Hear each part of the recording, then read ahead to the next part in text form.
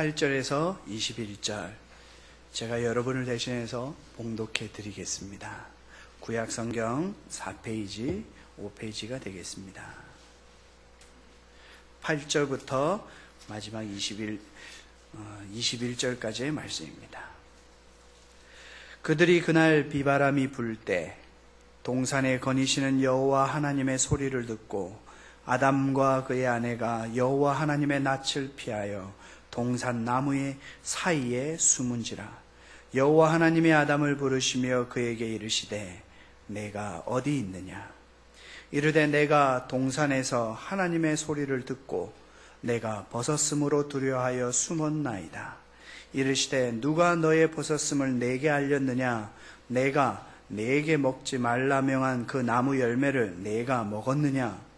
아담이 이르되 하나님이 주셔서 나와 함께 있게 하신 여자 그가 그 나무 열매를 내게 주므로 내가 먹었나이다. 여호와 하나님이 여자에게 이르시되 내가 어찌하여 이렇게 하였느냐. 여자가 이르되 뱀이 나를 꿰므로 내가 먹었나이다. 여호와 하나님이 뱀에게 이르시되 내가 이렇게 하였으니 내가 모든 가축과 들의 모든 짐승보다 더욱 저주를 받아 배로 다니고 살아있는 동안 흙을 먹을지니라. 내가 너로 여자와 원수가 되게 하고 내 후손도 여자의 후손과 원수가 되게 하리니 여자의 후손은 내 머리를 상하게 할 것이요 너는 그의 발꿈치를 상하게 할 것이니라 하시고 또 여자에게 이르시되 내가 내게 임신하는 고통을 크게 더하리니 내가 수고하고 자식을 낳을 것이며 너는 남편을 원하고 남편은 너를 다스릴 것이라 하시고 아담에게 이르시되 내가 내 아내의 말을 듣고 내가 내게 명한 한 나무의 열매를 먹었은즉 땅은 너로 말미암아 저주를 받고 너는 내 평생에 수고하여야 그 소산을 먹으리라. 땅이 내게 가시덤불과 엉겅퀴를 낼 것이라. 내가 먹을 것은 밭의 채소인즉 내가 흙으로 돌아갈 때까지 얼굴에 땀을 흘려야 먹을 것을 먹으리니 내가 그것에서 취함을 얻었음이라. 너는 흙이니 흙으로 돌아갈 것이니라 하시니라.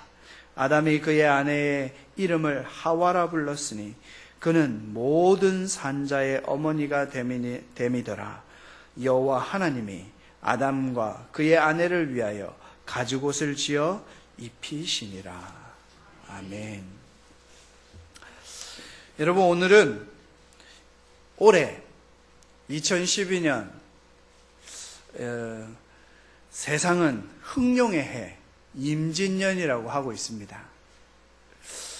주역을 하는 역술학자들은 한국과 중국을 통틀어서 이 해가 가지고 있는 특별한 의미는 하나도 없다고 하시거든요.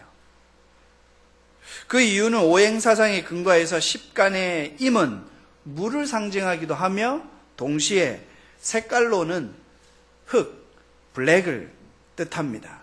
또 12간지 중에 12동물 중에 진이라고 하는 것은 용을 뜻하는 거니까 사실 정확하게 말하면 수룡, 물의 용이기도 하고 또 흑룡, 또 검은색의 용이다 이렇게 이야기도 합니다. 그런데 참 아이러니하게도 이 흑룡의 역할은 흑룡 바로 앞에 있는 황룡을 반란을 도모하고 역적이 되는 배신자의 의미를 뜻하기 때문에 이 흑룡이라는 의미를 좋게 해석한 적은 역술학자 입장에서는 한 번도 없다라고 합니다. 오히려 복과는 거리가 먼 저주와 두려움의 상징이라고도 하지요. 사실 이 부분에 있어서 여러분도 잘 아실 겁니다. 세상이 어려운 시절 돈 많이 못 버니까 이런 이벤트를 만들고 이것을 상술로 이용해가지고 결국에는 세상은 알고도 속고 모르고도 속으면서 이런 일을 합니다. 이번 이제 텔레비 뉴스에 보니까 흑룡이 좋은 해 같아서 결혼한다고 지금 예식장 잡기도 힘들고 일부러 부부는 올해 안에 아기를 낳으려고 작년부터 열심히 노력하고 있다고 하니 참 황당하지도 않습니다. 사실 2007년도 우리 황금 돼지띠 이랬죠. 황금 돼지띠란 말이 전 세계를 통틀어서 처음이라고 합니다. 황색, 누를 황자지 금색을 뜻하는 게 아닌데 그것을 또 상술로 이용해서 황금 돼지떼 이렇게 말을 만들어낸 겁니다. 사실 임진년 하면 여러분 생각나는 게 뭐 있습니까? 1492년 임진왜란 아시죠? 그러니까 우리의 입장에서 봤을 때 임진년은 전쟁이고 괴로운 날입니다. 당장 60년 전, 60년 만에 한번 돌아왔다고 하니까 그죠? 당장 60년 전을 딱 볼까요? 언제입니까? 1952년 가장 힘들었던 6.25 전쟁 한중간이었습니다. 그럼에도 불구하고 세상은 이렇게 상술의 거짓, 동양 역술에 대한 헛된 무지, 보통 사람들이 꿈꾸는 이 여러 가지 행복의 욕구들이 여러 가지 시대적인 불안과 이 언론과 광고에 의한 결합작품으로 사람들이 제대로 된 눈을 뜨지 못하게 하고 있어야 될 장소에 있지 못하게 하는 겁니다. 엉뚱한 장소에 가 있게 만드는 겁니다. 이렇듯이 제대로 알려지고 제대로 있어야 될 자리에서 벗어나 결국 많은 사람들을 속고 속이는 결과를 맺는 것. 오늘 본문에서 아담은요, 하나님께서 원하시는 자리에 있지 않고 숨어버렸어요. 사람을 창조하신 뒤 언제나 하나님이 원하시면 만났던 아담이 갑자기 사라져버린 겁니다. 숨어버린 겁니다. 우리 하나님께서 한 번도 말해보시지 않았던 말씀을 하십니다. 아담아, 너 어디 있느냐? Where are you? 사실 창세기 3장의 말씀은 너무 많이 읽고 묵상하셨고 설교라든지 성경 공부를 통해서 많이 들으셨기 때문에 너무나 더 저보다 많이 아실 수 있습니다만은 목사된 입장에서 이 말씀을 결코 그냥 넘어갈 수 없습니다. 제 입장에서 반드시 한 번쯤은 여러분들에게 설교하고 넘어가야 될 부분이라서 다다익선이라 했습니다. 아무리 강조해도 지나치지 않는 것이 말씀이고 또 이 본문입니다. 그래서 오늘 제가 이 말씀을 전할 텐데요. 여러분 그 은혜가 이미 많이 알고 계신 것 가운데서 은혜 받으시고 또 제가 전하는 말씀 속에서 하나님의 음성을 좀 들어주셨으면 좋겠습니다. 오늘 이 3장의 위치는 사실 성경 전체적인 위치에서 볼 때 너무나 중요합니다. 왜냐하면 큰 사건이 확 바뀌는 사건이거든요. 오히려 이 주술 역술의 힘으로 보면 이 흑룡의 해니까 똑같습니다. 흑룡의 역할과 똑같은 일을 하고 있는 것이 곧 이 3장의 이야기입니다. 1, 2장 천지창조에 대한 기사, 6일간에 하나님이 하루하루 천지를 창조하시면서 좋아하셨습니다. 제7일 되는 이 안식일은 거룩되고 복되게 만드셔서 하나님께서 쉬시기까지 참 그 여정이 순조로웠습니다. 모든 것이 하나님의 뜻대로 되어버렸습니다. 그런데 창세기 3장이 됨으로 인해서 그 천지창조에 좋았던 분위기가 삭막해져 버리고 그 좋았던 세 가지의 관계가 완전하게 깨어졌습니다. 하나님과 아담과 하와의 관계가 깨어지고 아담과 하와의 관계도 깨어지고 인간과 모든 생물과의 관계까지 깨어져 버리게 되는 기사가 오늘 여러분 읽은 3장의 내용입니다. 혼자 사는 것을 불쌍히 여기신 하나님께서 돕는 배필로 아담의 갈빗대를 취하셔서 여자를 만드셔서 아담에게 이끌어오게 하셨고 아담 또한 이 세상의 가장 멋진 고백으로 한 몸을 이루는 영광까지 얻어서 벌거벗었지만 부끄러움을 느끼지 않는 둘만의 완벽한 신뢰와 사랑의 관계가 있었는데 이 관계가 깨어져 버린 겁니다. 부끄러워서 둘만이 이 세상에 둘밖에 없습니다. 부부입니다. 한 몸이었습니다. 그런데 부끄러움을 느끼게 되면서 동시에 무화과나무 잎으로 치마까지 만들어서 결국에는 둘의 관계, 완벽한 신뢰의 관계가 깨어져 버린 겁니다. 그뿐만이 아닙니다. 아담과 하와가 에덴 동산에서 쫓겨남으로 인해 그들이 누렸던 정말로 통치의 권위를 잃었고 땅이 순종하지도 않고 생물들이 순종하지도 않고 식물들조차도 내 마음대로 자라지 않고 가시덤불과 엉겅퀴를 내고 바다와 땅의 생물들 내 말을 듣는 것도 아닙니다. 순종은커녕 오히려 두려워서 도망가고 나중에는 그 사람들을 해치는 역할까지 하게 된 겁니다. 생물들의 이름을 누가 지어줬습니까? 아담이 일일이 다 지어주었습니다. 즉, 야 사자 일로 와봐. 내가 니를 보니까 사자라고 명하겠어. 호랑이 일로 와봐. 너 호랑이라 하겠어. 토끼 일로 와봐. 너 토끼라 하겠어. 이랬던 관계입니다. 아담이 언제 어디서든지 일로 와봐 하면 와서 이름도 지어지고, 사자와 호랑이가 얼마나 기뻐가지고 내 이름이 사자네, 호랑이네. 그랬던 관계가 깨어졌다는 겁니다. 사람을 보며 두려워하기 시작합니다. 이 모두가 뭐죠? 죄의 결과입니다. 죄의 결과에 있어서 가장 중요한 거, 신뢰가 깨어지고 관계가 깨어지는 겁니다.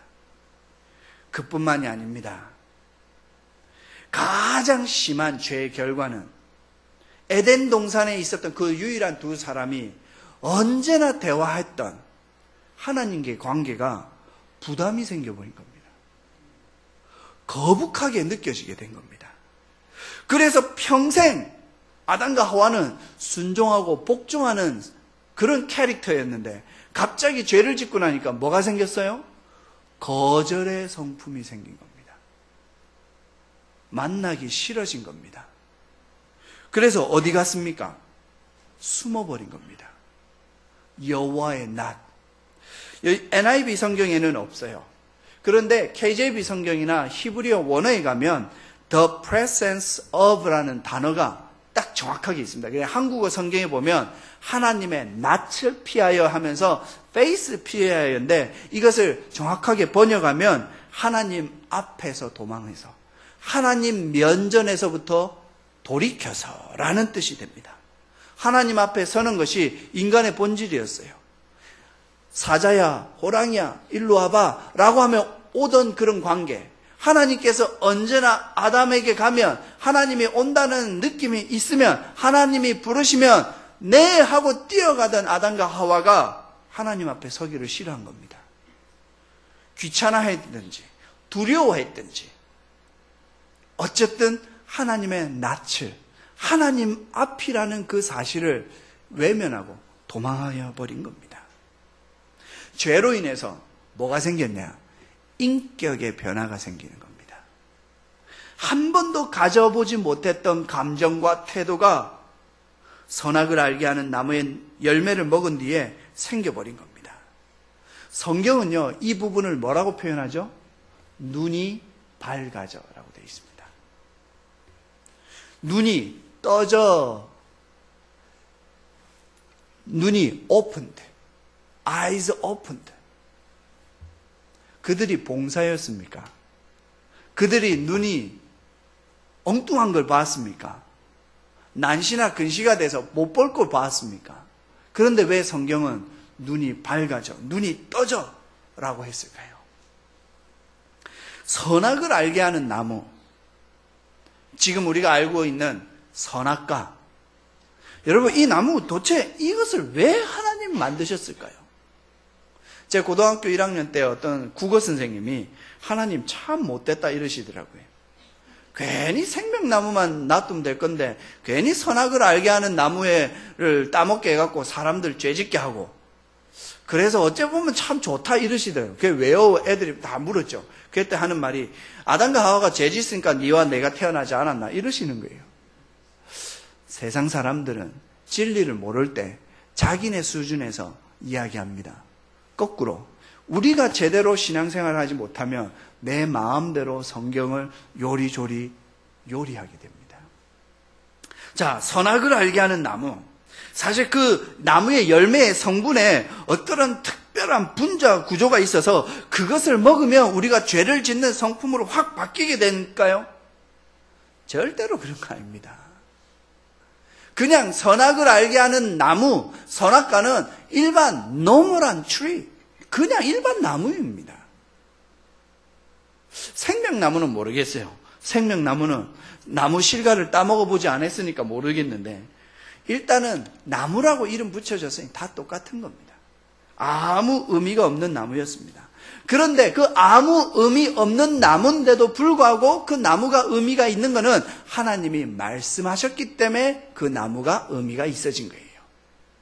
하나님께서 그 나무를 따먹지 말라 아담과 하와야 그런 관계성, 하나님이 말씀하시고 인간은 들었고 그 말씀하심에 인간은 순종했을 때 그 선악을 알게 하는 나무가 특별한 나무가 된 겁니다. 그러면서 동시에 저는 이를 생각해 봤습니다. 성경에도 그렇게 되어 있습니다. 동산중앙회라고는 표현이 있습니다. 즉 에덴 동산이 얼마나 컸는지는 모르겠지만 제 생각에는 그렇게 생각합니다. 동산중앙이라는 의미는 아담과 하와가 에덴 동산에서 살아갈 때에 어떤 장소에서든지 볼 수 있는 그런 가장 높은 곳에 있지 않았는가 싶어요. 그래서 선악을 알게 하는 나무하고 생명나무 같이 볼 때마다 어떤 생각이 있을까요? 아담과 하와가. 자, 아담과 하와가 에덴 동산에서 무슨 일을 했습니까? 아시다시피 모든 생물에 이름을 붙여주기 시작했습니다. 하나님께서 권한을 주셨습니다. 다스려라, 정복해라. 그러니 이 아담과 하와는 에덴 동산을 거닐 때마다 토끼가 졸졸 따라올 수도 있고 호랑이가 옆에서 호위하며 쫙 갈 수도 있고 마치 왕처럼 자기가 또 이름을 붙여주었으니 이 모든 세상이 자기 것처럼 느껴질 수도 있습니다. 모든 생물의 존재 의미와 가치를 누가 부여해줬냐? 아담이 너는 이름을 이렇게 하면서 전부 다 사람이 통치를 하였습니다. 그런데 선악과를 볼 때마다 무슨 생각이 있을 겁니까? 하나님의 말씀을 기억한 거예요. 어떤 말씀이요? 선악과는 따먹지 말라라고 하시고 정령 죽으리라 했던 거. 결국 그 말씀은 뭐냐? 선악을 알게 하는 나무를 볼 때마다 하나님의 말씀이 기억하는 겁니다. 하나님의 말씀의 내용은 일단 차지하고 하나님께서 말씀하셔서 나에게 뭔가 말씀하셔서 선악을 알게 하는 나무에 그것을 볼 때마다 하나님 말씀을 기억나게 하는 것.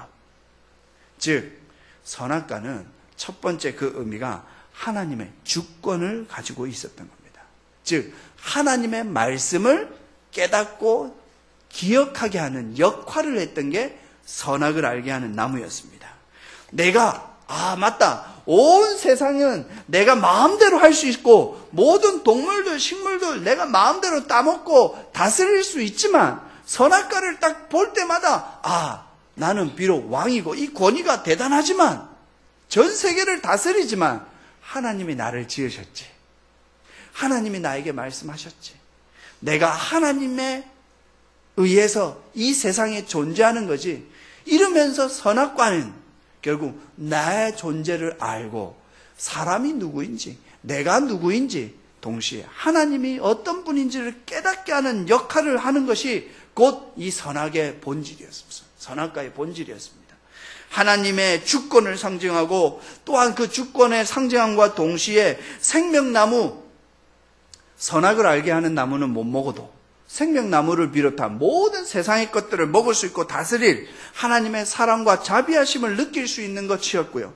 동시에 인간이 전 세계를 다스리면서 교만할 수 있을 때마다 우리를 교만하지 않게 우리를 다스려주는 은혜를 베풀어 주시는 그런 역할도 했고요.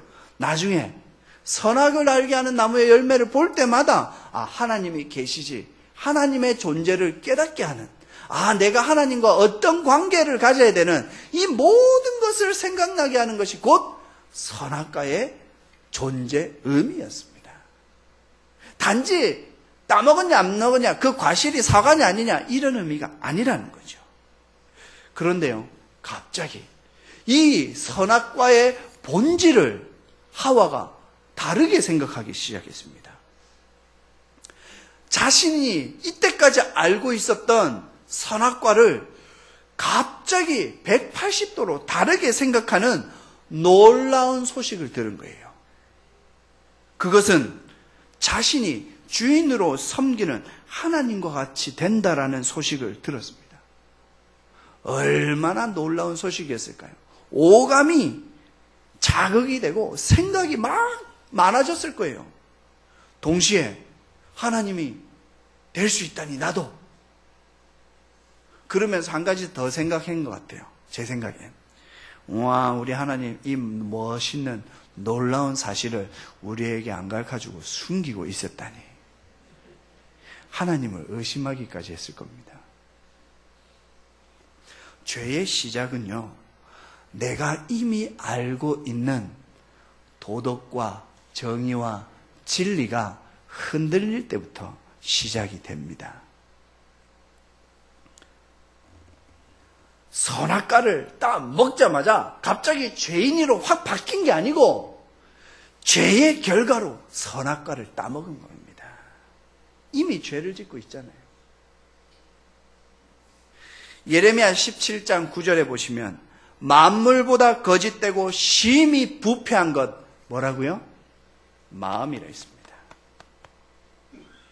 선악과를 따먹는 그 순간 찌직 죄인이 된 게 아니라 이미 벌써 사단이 내 마음에 있는 생각과 태도, 모든 하나님에 대한 관심, 하나님의 주권, 모든 것을 흐트러버린 거예요.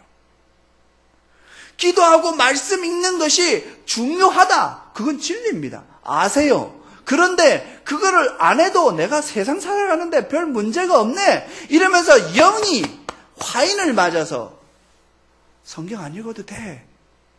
기도 안 해도 돼. 헌금 안 내도 내가 돈 많이 벌더라.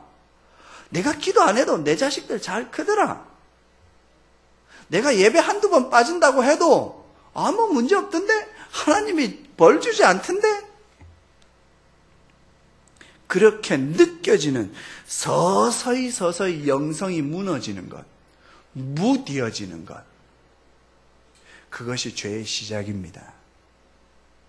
여러분이 교회 생활 하시면서 이미 알고 계세요. 아, 나 기도 이렇게 해야 된다. 남을 위해서 사랑해야 된다. 거룩해야 된다. 내가 예배를 정말로 사랑해야 된다. 말씀 읽어야 된다. 내가 힘들고 어려워도 헌금 생활 해야 된다. 내가 어렵고 힘들고 사람들 저 꼴 보기 싫지만 원수도 사랑하려 했으니 저 꼴 보기 싫은 원수 같은 남편 전도해야 된다. 다 알고 계십니다. 그게 진리인 줄 아십니다. 그럼에도 불구하고 그것대로 살지 않게 되는 것, 이것이 곧 선악을 알게 하는 나무의 열매를 지금도 내가 보고 있는 겁니다. 먹었느냐 안 먹었느냐 그게 중요한 게 아닙니다. 이미 선악을 알게 하는 나무의 열매를 바라보는 하나님의 주권, 하나님의 권위, 이것이 상실되어져 가는 내 마음이 곧 죄로 물들어 버려서, 그래서 그 결과로 선악을 따는 열매를 먹게 된 거예요. 인간의 교만이라는 건 여러분 어떻게 생각하세요? 죄의 시작입니다. 조금 잘난 체하고 가진 것을 좀 자랑하고 생김새가 조금 나보다 잘생기고 예쁘다고 그런 다른 사람의 마음에 높아지려는 모든 것 어디에서 시작했을까요? 곧 이 선악과 시작된 겁니다. 즉 사람을 부모처럼 사랑하고 돌봐주고 내가 보다 기도, 남을 위한 중보기도, 내 기도할 시간도 없는데 왜 남을 위해서 해줍니까? 그게 곧 하나님의 마음인 거예요. 그러한 마음들이 생각나지 않게 하는 모든 것이 뭐냐? 아직도 선악과를 우리가 보고 있는 겁니다. 사단이 그 선악과를 가지고 장난 안 치겠습니까? 하와만 장난치고 지금 장난 안 치고 있겠습니까? 아직도 얼마나 각각 개인의 마음속에, 각각의 집에, 각각의 교회에 선악과가 있는지 모릅니다. 6절, 7절에 보시면 선악과는요, 하나님의 주권을 상징하고 하나님의 말씀을 상징하던 그 나무의 열매가 뭐로 바뀌었느냐? 자신의 욕망을 채워줄 수 있는 것으로 바뀝니다. 내가 하나님처럼 될 수 있는 그 길이 선악을 따르는 열매를 먹으면 되겠다라는 엉뚱한, 하나님은 사라지고 내 욕심과 내 욕망만 커지는 겁니다. 하나님께 온전한 영광을 돌리지 못하는 신앙생활을 한다는 것은 곧 자신의 영광을 위하여 사는 겁니다. 내 체면을 위해서 신앙생활을 하는 겁니다. 내가 건강하고 내 자식 잘 되게 하기 위해서 신앙생활을 하는 겁니다. 기복신앙이라고 합니다. 이 말이 뭐냐? 아담이 엉뚱한 길로 가 있는 겁니다. 하나님께서 아담아 네가 어디 있느냐? 라고 질문한 그 사실 자체가 뭐냐? 네 지금 다른 길로 가고 있네. 내가 원하는 길로 가고 있지 않네. 라는 뜻입니다. 죄를 짓고 나니까 아담과 하와가 세 가지 변화가 생겼습니다. 첫째는 부끄러움입니다. 성경에 분명히 저희가 벗었으나 부끄러워하지 아니하더라 했어요. 그런데 죄를 짓고 나고 성품이 바뀌고 인격이 바뀌니까 뭐가 됐다고요? 부끄러움입니다. 부끄럽다는 말은 드러내는 것을 하지 못하고 감춘다는 뜻입니다. 뭘 감춰야 될까요, 인간이? 거룩하다는 것.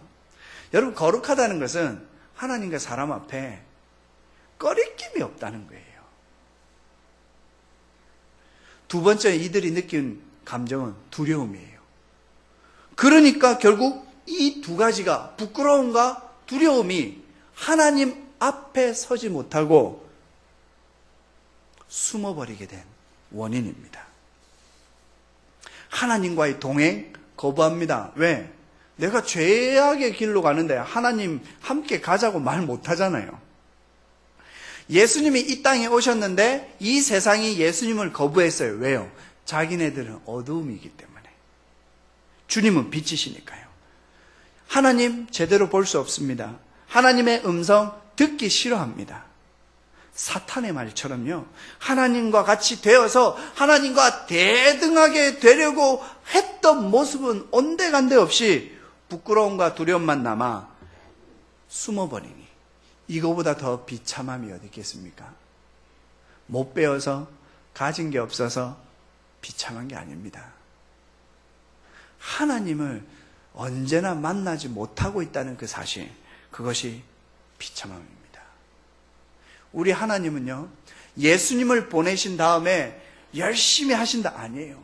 벌써 3장부터 우리 하나님이 손수 직접 죄인으로 바뀌어버린 인간을 찾아 헤매십니다. 아담아, 내가 어디 있느냐? 이 말씀은 곧 네가 있어야 될 자리가 아닌데 왜 거기 있느냐 이 뜻입니다. 내가 있어야 될 그 자리는 나무 사이에 숨어 있어서는 안 되고 바로 내 앞에 있어야 된다 이 뜻입니다. 주님께서 저희들의 이름 대신에 혹시 우리들의 이름을 넣고 있는 것처럼 여러분 느껴지지 않습니까? 아담 대신에 아무개야 너 지금 어디 있냐? 죄악 가운데 있느냐? 은혜 가운데 있느냐? 나무 사이에 숨어 있느냐? 내 앞에 있느냐? 진리 되신 예수님으로 말미암아 더 이상 우리에게는 죄가 부끄러움과 두려움의 대상이 아니라 자유와 담대함과 평안한 삶으로 나가야 됩니다. 예수님이 이 땅에 오신 목적을 이렇게 이야기합니다. 내가 너희에게 생명을 주고 더 풍성히 누리게 하려 함이라 했어요. 그런데 그것은 사라지고 하나님 앞에 서는 것이 꺼리낌이 되었습니다. 성도 여러분, 내가 신앙생활할 때 꺼리낌이 생긴다. 그때 도망가지 마시고 과감히 은혜를 선택하시기 바랍니다. 그것이 신앙이요, 그것이 인격입니다. 세 번째 결과로 아담과 하와가 죄짓고 나서 부끄러움, 두려움 다음에 변명이 있었습니다. 책임 전가입니다. 자 때문에. 근데 이 책임 전가가 얼마나 무서운지 아십니까? 나는 거룩하고 나는 깨끗하고 나는 온전하고 나는 괜찮은데 하나님 당신이 만들어가 나한테 보내어주신 저 여자 때문이에요. 하나님 때문이에요. 이 말입니다. 여자에게 책임 전가한 게 아니라 하나님에게 전가하는 거예요. 근데 참 재미있는 거는 하와를 여자이기 이전에 하와 자신이 누굽니까? 내 갈비뼈인데. 내 분신이에요. 나예요, 나. 하와는 여자 이전에 사람. 사람은 곧 히브리어로 아담이에요. 아담이 하와를 에덴 동산에 쫓겨나서 이름을 하와라고 짓기 전에 그 하와의 이름은 아담이에요. 자기 자신이에요. 자기 본질이에요. 자기 분신이에요. 은혜 받는 것도 나요. 죄를 짓는 것도 나요. 하나님 앞에서 도망가는 것도 나요. 하나님의 은혜 보좌 앞에 담대히 나올 수 있는 건 난데도 불구하고 부끄럽고 두려운 건 다 남이라고 생각하는 거예요. 다른 것이다 생각하는 거예요. 그래서 사도 바울이 로마서 5장 마지막에 내 속사람으로는 하나님을, 내 겉사람으로는 죄의 법을 섬기느라 오호라 통제라. 여러분, 이 관계성 속에서 결국에는 예수님이 말하셨던 가장 중요한 계명, 하나님을 사랑하라, 내 이웃을 사랑하라, 완전히 다 깨어져 버립니다. 죄는 하나님을 사랑하고자 하는 그 모든 것을 가로막고 도망가게 하고 피하게 하는 게 다 죄의 시작입니다. 너무 바빠서 기도 못하다. 너무 할 일이 많아서 못한다. 이 모든 게, 즉 바쁘고 힘든 건 이해를 해요. 그죠? 그 부분에 가지고 우리가 뭐라 할 사람 아무도 없습니다. 지금 세상에. 그럼에도 불구하고 하나님은 바빠도 기도하면 안 되나? 힘들어도 아파도 말씀 읽으면 안 되나? 너가 고통받는 거 알지만 남을 위해서 기도하면 안 되나? 남을 생각해 주면 안 되냐? 21절에 등장하는 가죽옷. 여러분, 성경에도 그렇게 이야기합니다. 하나님이 직접 지어서 입혀주신 옷이라고 합니다. 여러분, 십계명 하나님이 이렇게 표현 안 돼 있던가요? 하나님이 직접 돌판에 새겨서 모세에게 주신 것. 예수님, 하나님이 직접 내 아들 예수를 보내어 주셨습니다. 이제 더 이상 햇볕에 말라 비틀어지는 무화과 나무의 잎으로 내 부끄러움과 두려움을 감추는 게 아니라 평생 내가 스스로 벗어버리기 전까지는 가죽옷은 나의 부끄러움과 아픔과 슬픔을 감춰주는 겁니다. 아담과 하와가 죽을 때까지 이 가죽옷의 의미를 잃어버릴 수 있겠습니까? 내가 죄인이었기 때문에 이 가죽옷을 입게 됐네. 그러나 내 죄를 아심에도 불구하고 우리 하나님이 이 가죽옷 나에게 주셨네. 그래서 우리가 성경 퀴즈 할 때 이런 이야기합니다. 최초의 살인자는 누굽니까? 가인이죠. 지 동생 아벨을 죽였으니까. 그런데 문제를 살짝 꼬아가 최초로 생물을 죽인 사람은 누굽니까? 이럽니다. 죽인 이는 누굽니까? 이러면 하나님입니다. 왜? 가죽옷이라는 것은 하나님이 가죽옷 땡 생겨라 해서 쭉 준 게 아니죠. 결국 뭐가 있어야 되죠? 아담과 하와의 생명을 대신한 무슨 생물, 어떤 가죽옷인지는 몰라도 그 가죽을 가지고 있었던 생물을 죽이셨다는 거예요. 이것이 곧 희생입니다. 곧 예수쟁이는 희생을 해야 됩니다. 시간도 희생해야 됩니다. 내 건강도 희생해야 됩니다. 내 열정도 희생해야 됩니다. 여러분이 힘들게 번 돈도 희생해야 됩니다. 내 자식도 희생해야 됩니다. 내 인생을 하나님 앞에 희생하는 것, 그것이 곧 가죽옷의 의미입니다. 언제나 우리 하나님은 네가 어디 있느냐라는 음성을 들을 때 바로 그 순간이 곧 내가 하나님 앞에 서 있지 않는구나라는 것을 기억하십시오. 하나님 앞에 코람데오 in front of God, 하나님 면전 앞에 있는데 하나님이 보고 있으면서 네 어디 있노? 이렇게 말하시진 않겠죠. 어딘가 내가 하나님 앞에 있지 않고 숨어 있기 때문에 어떤 곳에서 숨어 있는지 모릅니다. 그 숨어 있는 자리가 어떤 곳인지는 모릅니다. 내가 은혜의 자리에 있지 않다는 것을 증명하는 것이 너 어디 있느냐라는 음성을 들을 때입니다. 기도하지 않음이 생각나십니까? 말씀을 읽고 듣고 지키어 행하지 않는 것이 생각이 나십니까? 내가 헌신과 봉사 안 했다는 것이 생각이 나십니까? 내가 헌금에 걸림돌이 있습니까? 전도와 선교에 내가 부담이 생기십니까? 그것은 곧 내가 지금 나무 사이에 숨어 있다는 이야기입니다. 뭔가 내가 해야 된다는 겁니다. 잘못된 나무 사이에 숨어 계시지 마시고 어서 속히 주님 앞으로 나오시기를 우리 주 예수 그리스도의 이름으로 축원드립니다.